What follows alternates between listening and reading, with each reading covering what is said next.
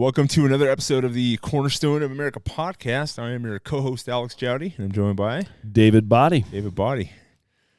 How's it going, man? Good. Yeah? Good. Yeah. How was last weekend? It was good. Good. Got to, have some good times with some SPG friends. And, yeah, that was a blast, man. It was fun. Always love hanging out around a fire. Fires are always good. Yeah, there's something really cool about, being out here in Montana and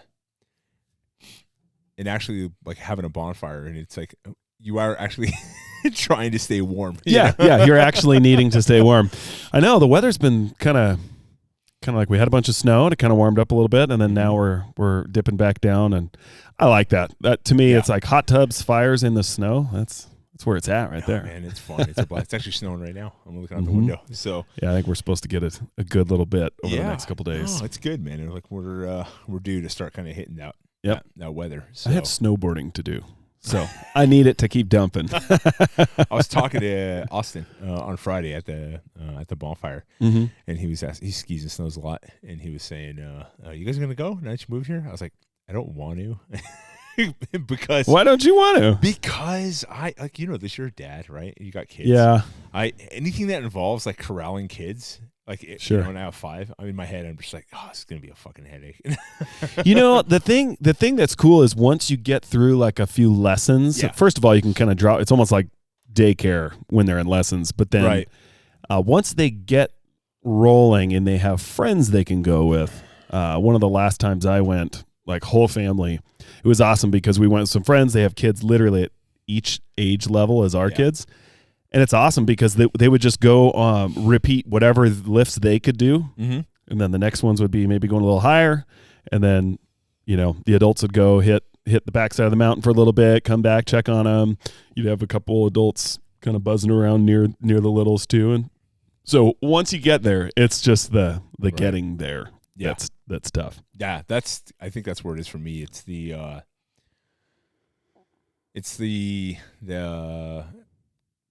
process of actually like corralling the kids up and getting them to go, and then the gear and all that stuff too. But I think part of it also is just like I'm psyching myself out a little bit about it. So and I was telling Austin, I was like, the fact that I don't want to do it probably means I should do it. Yeah. It kind of speaks to that thing as far as do some stuff that's uncomfortable because it's good for the family and whatnot. Yeah. So yeah. And it ends up being something that everybody can look forward to in the winter. So when it's like most people are complaining about a long, cold winter, you can actually be looking forward to it because you're going to get some turns in. So yeah. That'd be good. It'd be good for my big ass to figure out how to. So are you going to snowboard or ski? That would be the question. I don't know. I guess you know what? I'll try both. Yeah, I'll try both. I've never snowboarded. I've skied like twice in my life. I'm 42. So okay, yeah. So I'll figure something out in regards to, which one's which and whatnot. Yeah.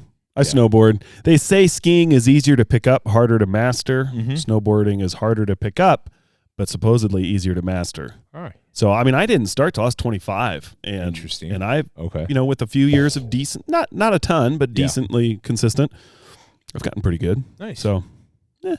Cool. Yeah, I'll have to give it a shot, especially, but I know Anna Marie wants to go. So, and she already talked to your wife because she's a ski instructor, right?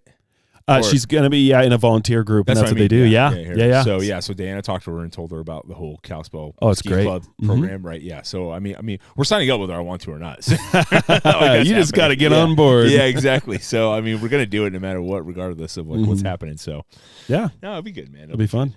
Yeah. So I wanted to talk today. We put it out there. Last time we talked about.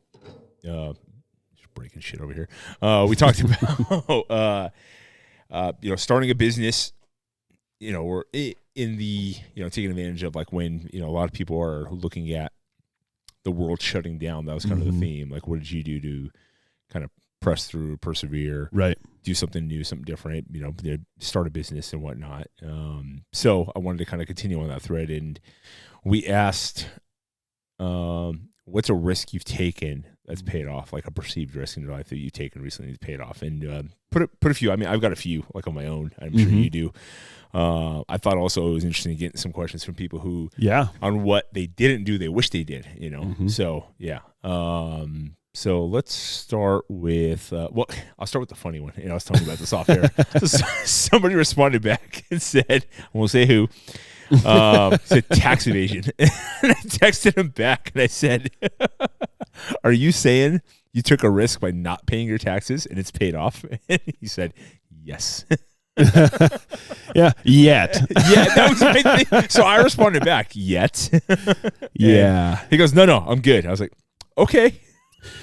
Disclaimer, we do not support tax evasion. No. Whoever's watching, Uncle Sam. Jeez. I just started laughing when I got the response. I'm like, well, that is a risk. Yeah, for sure, man. So I have known of individuals who have made it a long time getting away with it, but they ended up having to pay.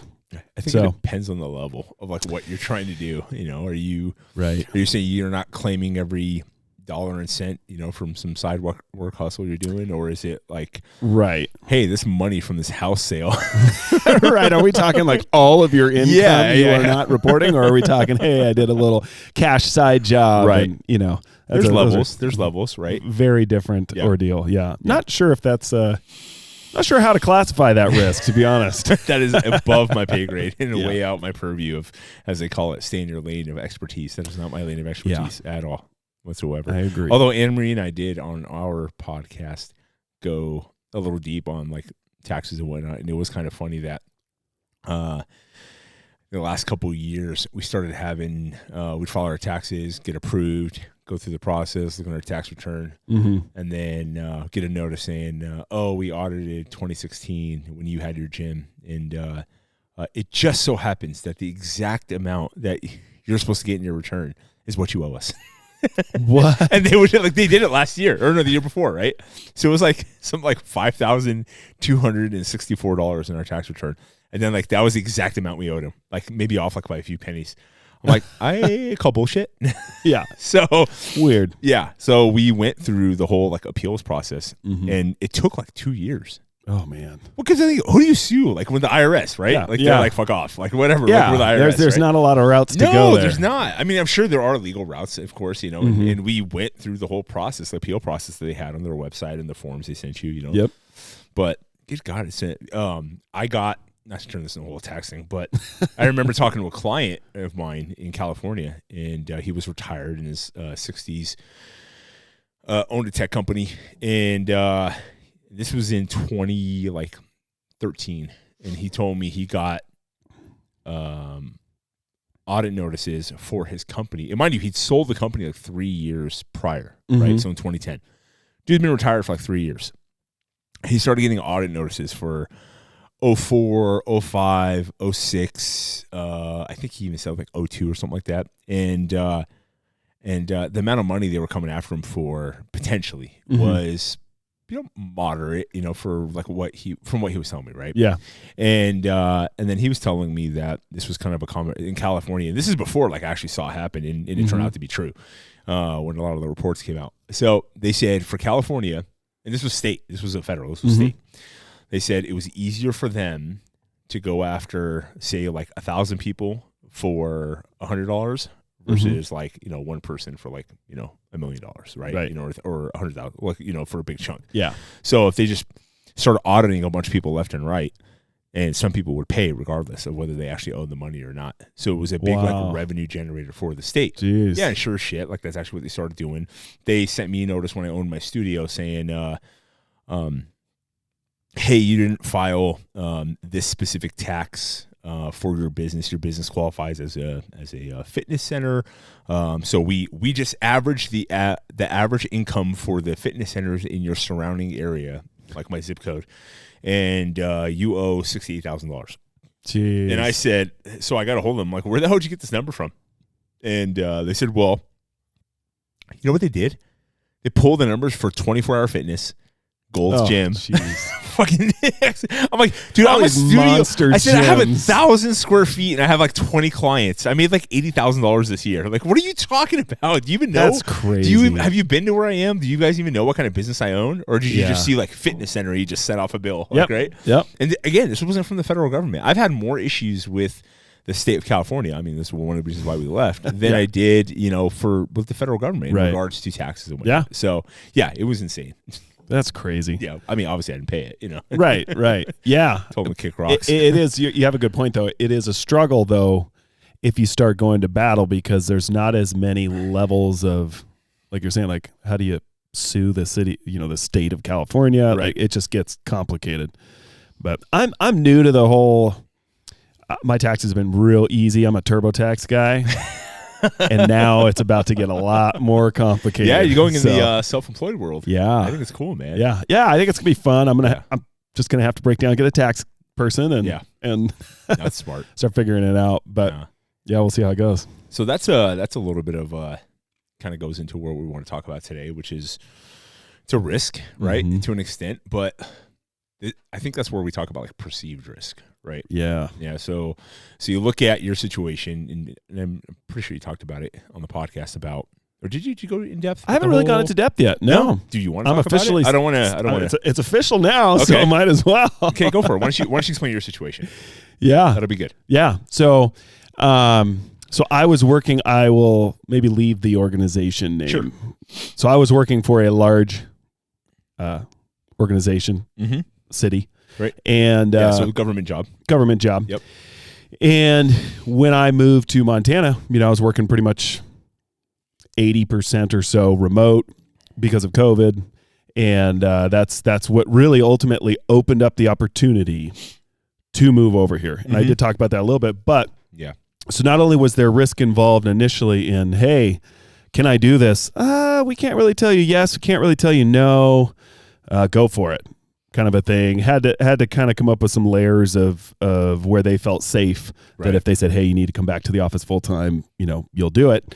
And so did a couple of those things, but took the risk of, hey, I know this is going to be better for us. So I'm willing to take the risk that, hey, maybe this doesn't work out. And then when the vaccination mandates started happening,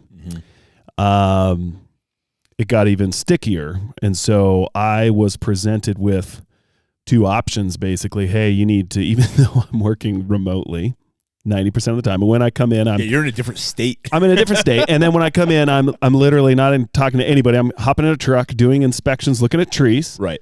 Around the city. And when I meet with people, it's outside. Yeah. So, and I wear a mask, 6 foot spacing, all that stuff. But most of the time I'm not even meeting with people. Drop the truck off, leave, and I end up flying back. They said, hey, you got to, apply for religious exemption or get vaccinated. So I applied for religious exemption and actually heard back pretty quickly that yes, your religious exemption has been approved. Sweet. So I just kind of was like, that's surprising, but cool. And they're like, hey, stand by for accommodations.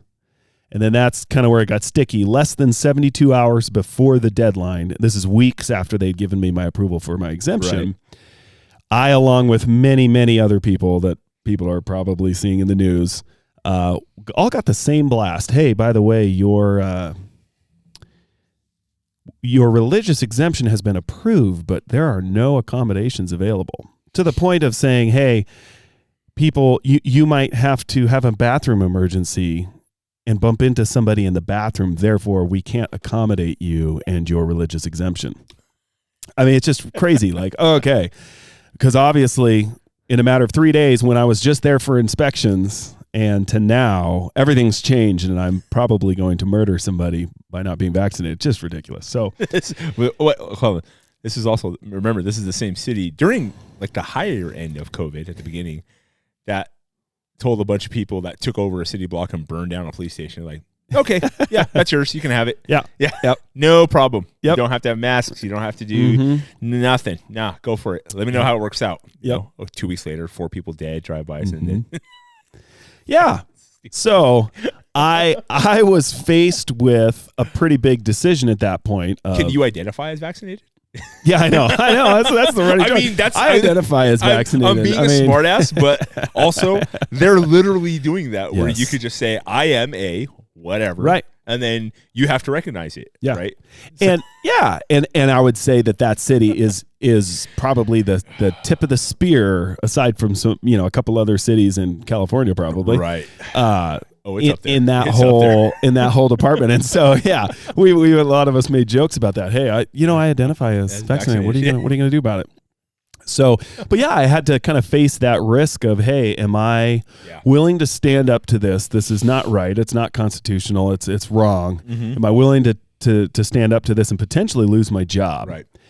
And I decided I was. And what's been awesome is to see opportunities come about, in the timeline to suddenly it's like, okay, here I am taking this risk that, and I am officially separated now. Yeah. In that whole, it was probably about a month and a half of appeals and things like that. During that time, all kinds of doors started opening, and it kind of brings me back to this core thing.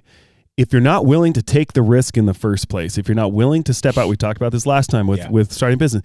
If you can't at least get yourself out there on that edge, you're never going to see those doors open. And so that's what I saw. And for me personally, I feel like it's absolutely a God thing. I stood up for it, and then boom, doors start opening, and got a couple things in the works that are going to be way better. Maybe not as much money, but then also it's giving me the opportunity to focus in on my own, stuff that I want to do on my own from an entrepreneurial standpoint. Right. And so, yeah, it's a big risk when you're, if you look at the people that are dealing with the mandates, for example, you're toying with people's livelihood, with their benefits, with all of these things. And so when we talk about perceived risk, that's pretty high on the level of perceived risk is, hey, here's my income, here's my benefits that are, for my family.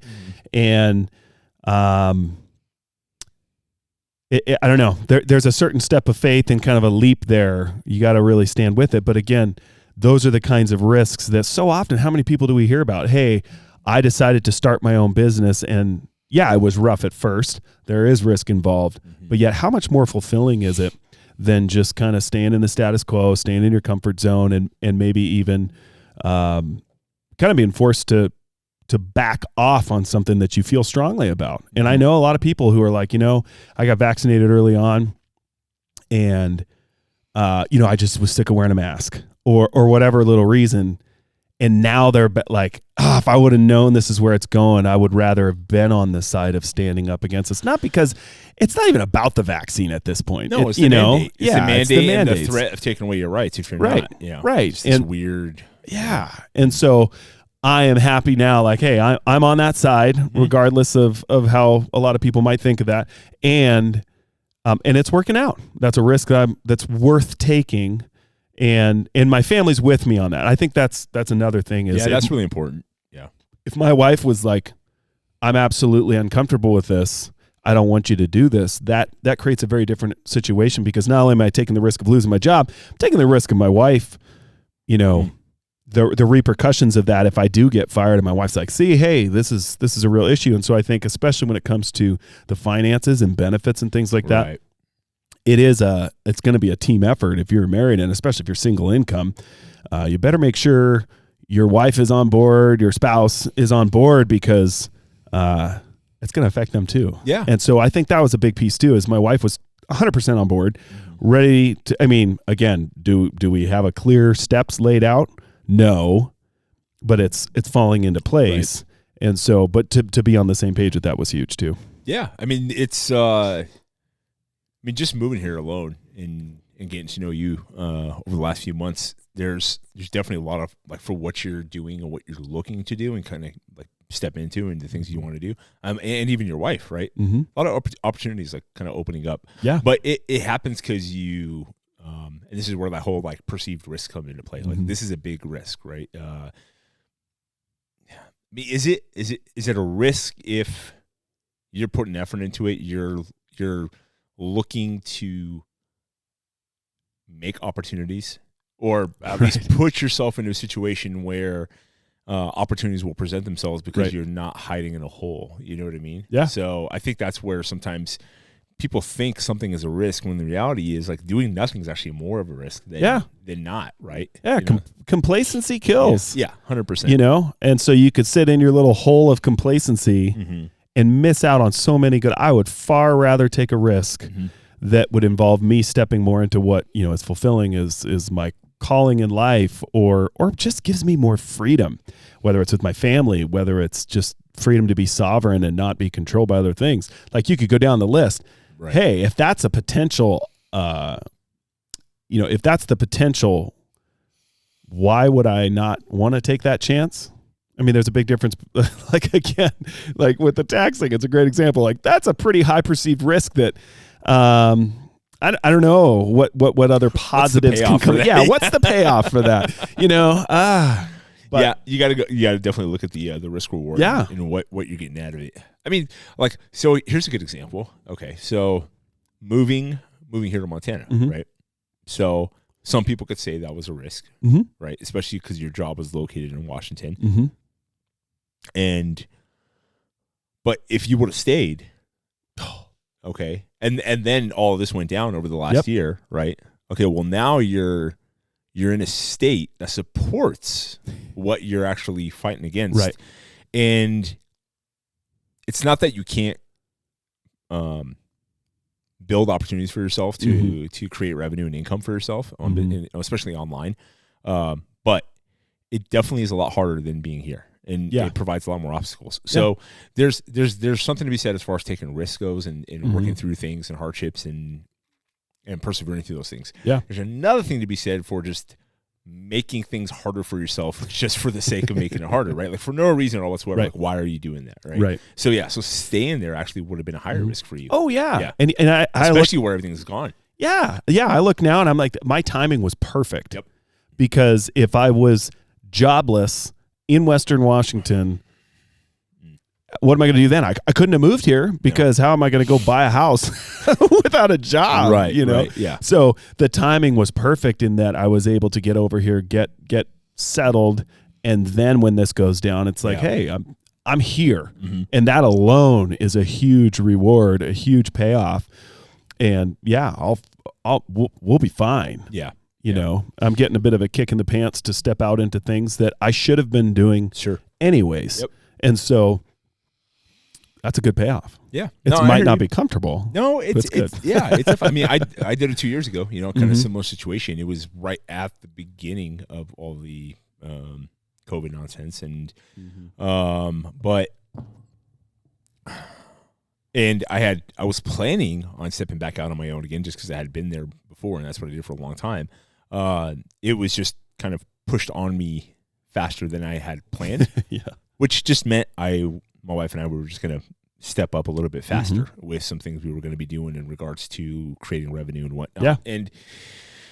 And it was, and that part you said about your spouse, especially if you have a family, it's very important because I remember when I found out I was let go, it was probably about a month or two ahead of what my schedule was going to be to leave. So, and I sent her a text. I was on my way home. I said, hey, just so that you know, this is what happened. I said, don't freak out. I said, I'm not freaking out. I said, we're okay. We already have, this is what we've been doing. Yeah. Here's what I'm planning to do going forward. And she's like, okay. She goes, I'm not freaking out. And I got home, and then we just talked a little bit more about it. And then, that was it. Yeah. Yeah. I'm not saying it was all like roses afterwards. No. Like we worked our ass off. But what I'm saying is there was okay, stay calm in the face of adversity, have a plan, and then, make adjustments as you need to going forward. But freak out and hide in a hole is not going to do anything. Right. Yeah. Yeah. That's not what being sovereign is. That's for sure. For sure.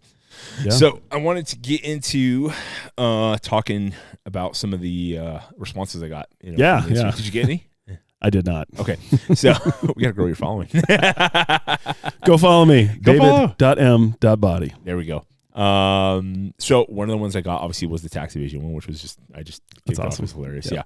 One of them was switching careers from teaching full time to strength coaching full time, and even moving states. So he was in, I can't remember off the top of my head where he was. It was Texas or somewhere else, but he was going through the accreditation process to become a strength coach.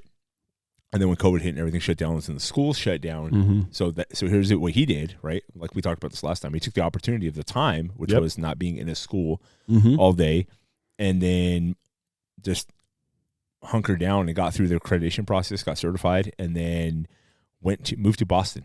And now he's a really good, successful strength coach in one of the new gyms out there from, I believe it's Starting Strength. Yeah. That's awesome. Yeah. So, wow. Yeah. So that was so again, for him, that was, you know, the risk of, I've got this job that's, you know, it's a guaranteed job, right? Yep. You know, you've got tenure, you've got this whole thing. And he's not old, you know, he's in his, I want to say he's in his early 30s, late 20s, something like that. I think early 30s. Yeah. And, but that's teaching from one side of it. There's comfort in the standpoint. I'm not saying it's an easy job, but there's comfort in the standpoint of it's almost like a government job. You've got the set salary. You understand. You could do the stuff you want to do on the side, especially for what he was doing. And like he could get certified, become an online coach, and then just start picking up clients, and then just pick it up as he wants to. Like that's a safe way, right? Yeah. Like I can keep this, and then I can build this up, and there's nothing wrong with that. But with the way it went down, with what happened, he just said, you know what? No, I'm not going to do this. I'm going to go this other route. I'm actually going to double down and bust my ass to get this done now, and then get the hell out of here. And then he did. He moved to Boston, and now he's doing great. New gym out there. Yeah, that's awesome. You know, and that's a perceived risk that I think a lot of people deal with is age. I think so often, like if we're in our mid 30s, 40s, we get to that point and suddenly it's like, well, I'm too old to switch careers, or I'm too old to suddenly jump into a whole nother thing. That's BS. Like the reality is, if you can either die bored in that job you've always been doing, or you can step out and do the things. It doesn't matter how old you are. No. Like you can be in your 30s or 40s. And, you know, nowadays, I mean, the reality is, aside from something where you absolutely need a totally different college degree or something that could end up being a difficult thing. But there's so many things people can step out and do.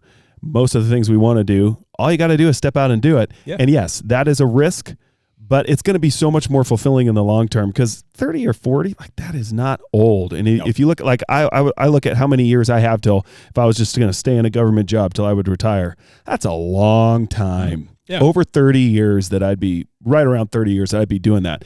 That's a long time. And so if that's my work window, then that's plenty of time to go start something new. And guess what? I'll probably continue starting new things as I get older. And I think it's a great example for our kids too, when they see that our parents are willing to, hey, look at that. Like, you know, mom has been a stay-at-home mom her whole life, and now she's stepping out to do this or do that. Wow, that's pretty impressive. That's only going to empower them and strengthen their confidence to feel like, hey, I can step out there and do, you know, whatever I'm feeling like doing. I don't have to be stuck in where I'm at. Yeah, it's funny. I was actually one of the kids not too long ago after I left UPS here was asking me, so what do we tell our friends, like when they ask what you do? And I said, well, you can tell them a lot of things, because I do a lot of things. You can tell them I have a podcast. You can tell them I have 2 podcasts. You can tell them I have, I do consulting, small business consulting. You can tell them I'm a ops director for a security company. You could tell them I'm a personal trainer, and I'm running the fitness program with my wife over at SBG. Like there's, you know, and it's fun because none of those things take up like 60 hours a week. Right. But they're all fun. I enjoy all of them, and all provide a revenue. Yep. And I actually prefer having, I don't know, maybe it's like the Middle Eastern mentality. I prefer having like 5 or 6 streams of revenue from a few different things. That way, if one just kind of falls off, you know, or one doesn't do well, like if you have a job and then you get let go, right? Like having a job isn't job security. You know what I mean? Right. Salary sounds good, right? Depending on the company, whatever it is. It's also, I mean, depending on what kind of job you have, if you're in any kind of like middle management, you're kind of a slave wage, right? Because you're expected to be on call 24/7. Right. With the phones now, it's if I send you an email or text, hell, they can even see when you saw it. You know, that's like fucking creepy. You know, and so, you know, it's nice not having that. I mean, it's more than nice. It's very freeing, and it's good to know. It's also good to know because there's that constant. I don't want to say motivation, because motivation is fleeting, right? Yeah. There's that constant sense of urgency, not in a bad way, like not in a stressful way, but in a good way of like, hey, nobody cares if you do this or not. So if you don't do it, you know, maybe the client that you have, obviously, but beyond that, like nobody gives a shit if you're paying your bills or not, right? Right. You know, so it's up to you. Yeah, it's up to you. So there's a very good like urgency there behind it to do things, and especially when it's all you, then everything you do, like in these jobs or these careers or projects that you're working on, are reflective of your name and your reputation. Right. So you don't want to have a reputation of being somebody that doesn't show up. Right. That has no follow through and whatnot. And then when you build that reputation up and all these different things that you end up doing, it creates goodwill and it creates opportunities, and even opportunities you had no idea like were even going to present themselves. Like this project we're working on for the summer, and I'll start announcing that soon, with my buddy Scott. But like that's something that kind of came out of just having conversations and podcasts with a friend of mine. You know what I mean? So it's just, you never know like what's going to be presented. Yeah. And that urgency is what I think often drives our ingenuity. Often it's out of that urgency that we start thinking, okay, what else can I do? What else could I do? What could I do to better this? Like we should always be in a process of bettering ourselves as men, as women, but then also how can I better this? And I love what you were talking about, the multiple streams of income. I think that's such a crucial thing. If you have multiple streams of income, then if, like you're saying, if these days, if a pandemic hits and this job, this income you had is suddenly shut down, it just doesn't work during that. You think about how many jobs just were struggling, whether it's a food industry, supply chain, these different things that struggle. Okay, so maybe this falls off. You've still got something else. Okay, now I'm going to take what I was giving to this, pour it into this one. Yeah, if you're sitting there with one thing, and maybe you just need to have a lot of ideas going, even if you don't literally have income coming from them yet. If you can at least have multiple ideas that are rolling, then you can just transition to, okay, well, I'm going to roll over to this one. We're going to give this one a shot. I'm going to put this energy now into this one, and you got a much better chance of staying moving. Yeah, and something that's really interesting too is the thing you do, like you have to have a mentality of like that might not work out, but doing that thing or trying it may present opportunities in things you didn't even think that there would be an opportunity because you met somebody because you were trying something, and then that person had a connection to another opportunity, to something you didn't really even perceive or even think about going down that route. But then you start looking at it going, actually, this is perfect. This is like right in my wheelhouse, and because you're already putting that out there, like this is like what you're doing, and you have a work ethic to make something work and grow, then you attract more people that are interested in that as well too, and maybe people even that are good, clients and see what you're doing, and so that's what I found in my personal experience especially over the last year. I would agree. I mean, success breeds success. For one, the more you keep stepping into things and being successful, like you're just going to have the confidence to keep rolling, but then you draw people are just drawn to. It's kind of weird sometimes, some of the situations I've had where I'm just kind of putting myself out there and talking to people, and I'm it just, they show up and it's like, wow, where do you even come in? We were just talking about a guy in particular where it's like, I don't even know how this guy found me on social media. Right. And yet here we are having a conversation, and we're both hopefully going to be able to help each other move forward with starting businesses. And it's like, you just never know. But if you're out there doing that, you're going to attract other like-minded people. And surrounding yourself with that's going to be the best thing you can do. Yeah, that's actually interesting because my wife and I talked to the kids about not speaking with like hyperbole or saying things like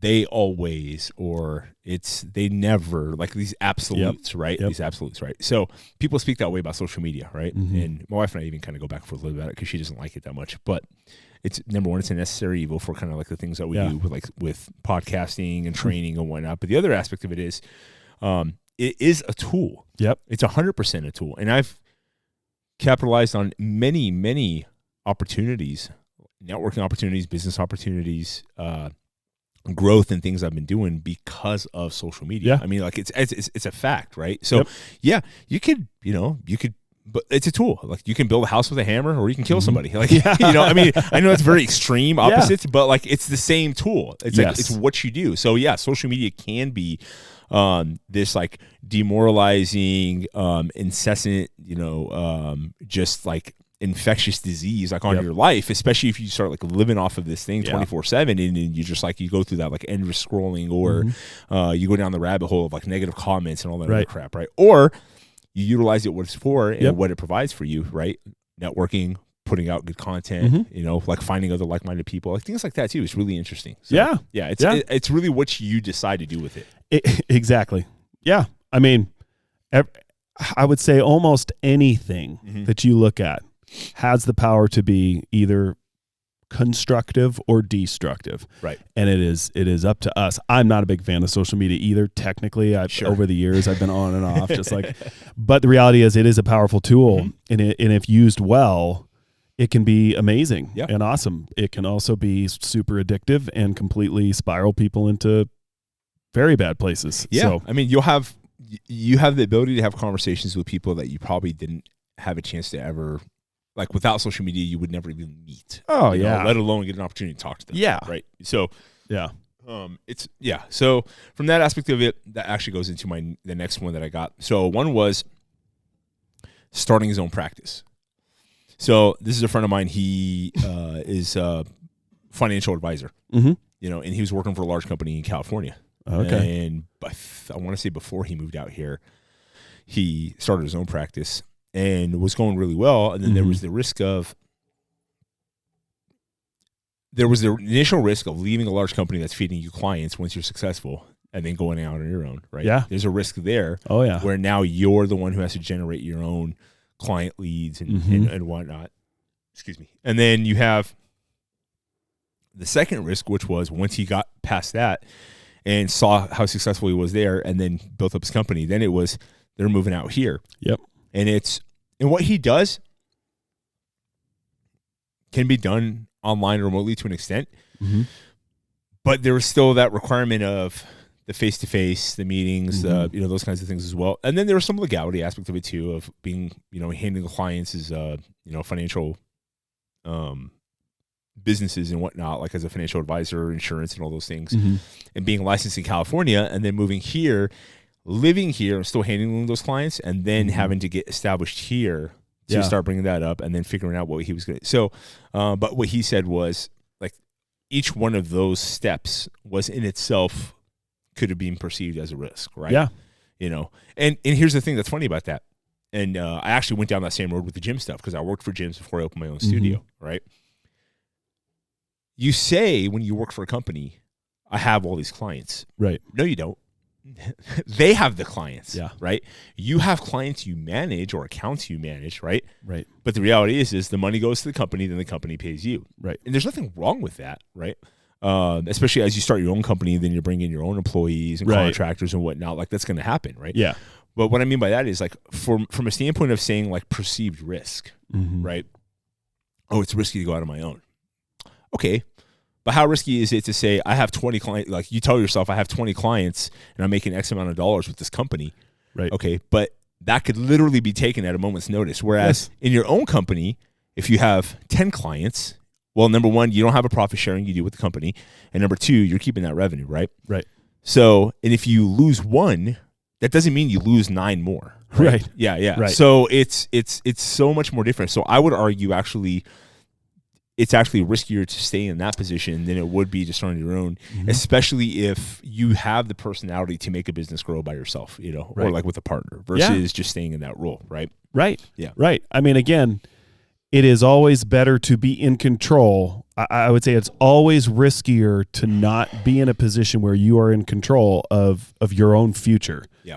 I mean, it is almost always going to be more uncomfortable to be the one that's in control. But these days, I just think everybody should be pushing for how much more. You know, what do they say? When bad things happen, what do? Well, you control what you can control and you let go of what you can't control. Right. Well, with the way the world is these days, the things you should be in control of, the priorities, one of those is, hey, what are you doing, you know, for your income? Like that's a huge one that's like, all right, yeah, the more in control of that I am. Yeah, you're right. I couldn't call that, oh, yeah, these are my 20 clients when tomorrow they could hire somebody new, hand them over to there, and then now what? Yeah. It's not like I have the control to be able to, hey, this person's thinking about leaving they're literally my client. How can I make this better or Sure. anything? Like you literally have zero control. So, that's a much better place to be when you're in control, even though, like you said, that might mean 10 clients. Mm-hmm. Might mean you're doing a lot of legwork to get 10 more. So I thought this would be a nice one to finish on because it deviates a little bit from what we're talking about as far as the general subject matter of entrepreneurship, right? Mm-hmm. So one of the comments I got was getting married. I was hoping we'd go there. So That's a good one. One of the ones I got was getting married to my pregnant girlfriend. So so I responded back asking for a little more detail in regards to how old they were, how long they've been together and whatnot. So and obviously where they are now. Yeah. Because this isn't somebody I know really, really well. This was just I know him a little bit. I met him one time, but I know him through social media, right? Mm-hmm. So his response was, so he's 36. Him and his wife, they got married. They're still together. Mm-hmm. They have 3 kids together now. They got married at 23, and they had, at the time, they'd been dating only, I think he said, I want to go look at my phone, but I'm using it to record right now. I got to write these down. He said they've been dating maybe a year, right? Now, getting married. Now, here's the interesting part, right? There's plenty of arguments for and against getting married just because you got pregnant. And I don't say that loosely, like, nah, you're only pregnant. I mean, that's a big deal. Yes. Like, you're bringing a person into this world, right? Yeah. What I mean by that is I think it's easy to simplify by just saying, like, you should get married versus, depending on your situation, versus, well, maybe you were dating, maybe you slept together one time, and maybe that person, like, you guys are not going to make a good couple, and you're going to actually create like a pretty like horrible abusive home for your child. Right. And it might be better off if you guys just figure out how to like work together and raise this child. But at 23, I was thinking back to me at 23 years old. Yeah, at 23 years old, I was like, I'm 42. I was a totally different human being, right? Like totally different. Like I was a functioning moron, basically. Yeah. I was still playing football, like, so I'm still smashing my head over and over, but that I never had to make that decision at 23 years old. Right. Yeah. And so his thing was the risk of, number one, getting married at that age to somebody who was 2 years. So she was 21, he was 23. And 2, like, everybody at that time, surprisingly, more people than not told them not to get married. And usually family will tell you in that situation, from my experience, that, like, you should get married, right? Yeah. What do you think about that? Yeah, that's a good one. So I was in a similar situation. We got married 19 and 18. That's right. You guys got married young. Yeah. I was 19. She was 18. She was pregnant when we got married. Oh, I don't think I knew that. Yeah, I don't think you did. No. Newsflash. So one of the things that's really difficult in that is, you'll have typically a lot of outside pressure. Sure. You'll have a lot of people that are like, family typically, I would say, is the one. Well, so for me, it was split. I feel like some family members were saying, like, no, that doesn't mean that you automatically have to get married. I had some family members that were like, you're getting married, right? I think it's really, like, when you talk about perceived risk, there's a lot more fallout from that decision, potential fallout or payoff, right? From that, you think about perceived risk, like you said. Now you're talking about a child. You're talking about is me getting married going to create, like you said, a horrible environment for this kid to grow up in? Yeah. Now, the risk of not getting married means that child might grow up fatherless, and we see, from my perspective as a man, like, I look at the country right now, and so many of the issues we have in this country are a direct result of fatherlessness, whether it's emotionally vacant or physically vacant. Yeah, and that's like, there's like hard stats. I mean, this isn't even arguable. Like hard stats as far as like single parent homes, fatherless homes, and as far as like graduation rates of high school, college, crime, people drug that are addiction, in prison. all those things, right? And there's a correlation with like the situation at home. So, And so when you look at that, it's like those are serious risks to take a look at and to weigh out. And I think the thing, with business, typically it's a 1 + 1 = 2 to some degree, that, okay, if I do this work and I put these things together, right, there's a pretty good chance I'm going to end up with these results. When it comes to personal relationships, it's never that cut and dry. Story. And so I think that's a really good example of something where the risk, the perceived risk is often much higher than the risk really is. In either direction, there's a lot of risk there. So the key is, okay, work. And I was just having a conversation with some people recently. We were talking about this, like, I would say marriage, let's say you've been divorced and you're thinking about marriage again, and you've already dealt with a lot of the negative things. If you're divorced already, there could be kids involved, all kinds of things. That risk is very real. And so that perceived risk comes down to, okay, am I willing to do the work? Because reality is, we know that whether it's relationship or it's business, there's a lot of work involved. Sure. And sometimes, when I look at my own life, my experience, I had absolutely no clue what I was doing when I got married at 19 years old and had a child a little while later. Yeah. I literally had absolutely no clue what I was doing, but I knew I was willing to do the work. And I think often in a relationship, that's the key. You could have two people that sometimes people on the outside would say, there's no way. Yeah. And yet if they're willing to do the work and put in the difficult, probably very painful and emotional work, you can have a good marriage. Like anybody can technically have a good marriage. Yep. I'm one of those people, like people say, you got your one and only out there. I don't believe that personally.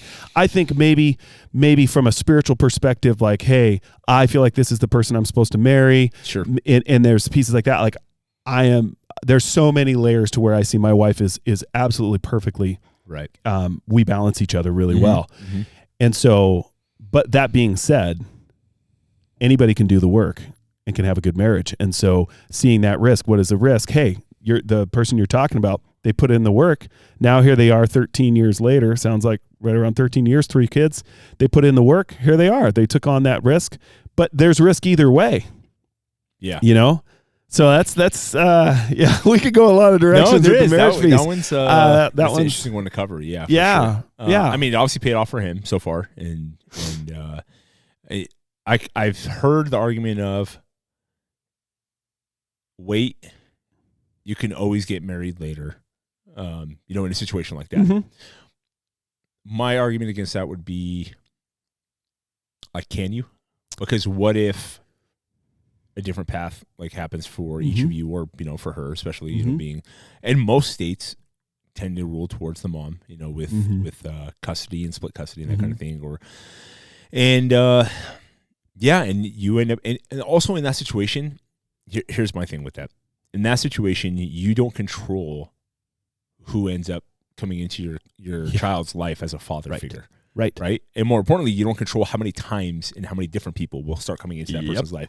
And that's not talking negatively about like the mother. What I'm saying is relationships take work. Yep.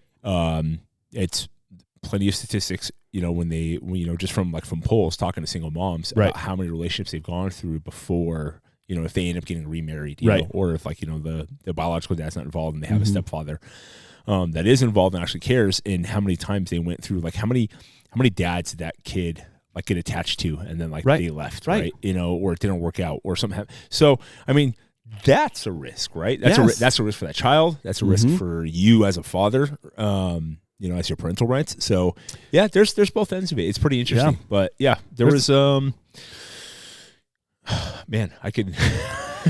Well, I mean, even just marriage, like take the kid thing out of it. Just marriage. Think in about general, how many guys are struggling with, like, they've been dating for 8 years, and again, like some people, that's their thing. That's fine. Sure. But I always ask guys who talk to me, like, yeah, maybe they've been engaged for a really long time, or they've been dating for a really long time, and it's like, what is that perceived risk that is holding back from marriage? Now, some people, it's like a belief thing where they're like, oh, I just don't believe in marriage, or whatever. But a lot of times it's some perceived risk of whether it's the commitment piece. There's this risk here that I'm not sure. And again, just like taking a risk in a business, just like taking a risk of moving somewhere new, if you're willing to put in the work, you're in control of that. Yeah. And so I always kind of challenge younger guys. They're like, oh, I don't know, the commitment piece is scary. Yes. Yes, sure. But if you're willing to put in the work and you love this person, you want to be with them, it's totally worth it. Yes, there's always going to be risk. And I mean, I could well, it's good. I could keep going. I know. No, I'm with you there, man. I am with you there. Especially, I think, because both of us have continue to go through, our relationships where we're constantly working on our relationships, whether it's friendships, whether it's relationships with, a business partner, potential business partner, but more importantly, with our partners in life, right? Yeah, like you're always working on things and improving it. So. Right, because it's not like you ever reach a point where everything's perfect and it's going to stay perfect forever. Like that risk. That's relationship and business. It's very similar. Like you're constantly working. You never get to a point where you're like, well, we're done. Like that's it. Like if you do that in business, like your business is dead. Like within a year or two, like you're going to die, right? Relationships the same thing. If you just decide like we're great, we never have to work on things, I never have to actively work on things, then one of you's not going to be happy. Yeah, so, absolutely. Yeah. All right. Well, on that note, gonna get the kids jiu-jitsu. Yeah. In the snow. I know, man. It's awesome. I've been watching it through the window here in the garage. So no, personal studio, my studio. We'll edit that. Yeah, right. I'm gonna remember. Like I edited the kids coming in last time. All right. Next time, what are you thinking? Conversation wise, we got to start putting some of these questions out there. I love doing this because it's fun to get the feedback from people. Yeah, well, I mean, I think to some degree the relational piece we're talking about right now would be really interesting to get some feedback. What are some really difficult decisions people have had to make relationally? What and how did it pay off? Because I got a good one for that one. Okay, because that can feed right into what we're just talking about right now. Mm-hmm. Is and we'll this will be our next one. What's your experience? Do you have an experience where one of you wanted to start a business and you did or didn't have support from the significant other, and then what was the outcome of that? Because I've heard all of them. I've also been involved in both too as well. My wife's supportive of a business I want to do and not supportive of a business I wanted to do. And also listening to her and not listening to her. So I have my own stories, so I think that'll be good. Yeah. Sounds good, man. Out there. All right, man. Until next time.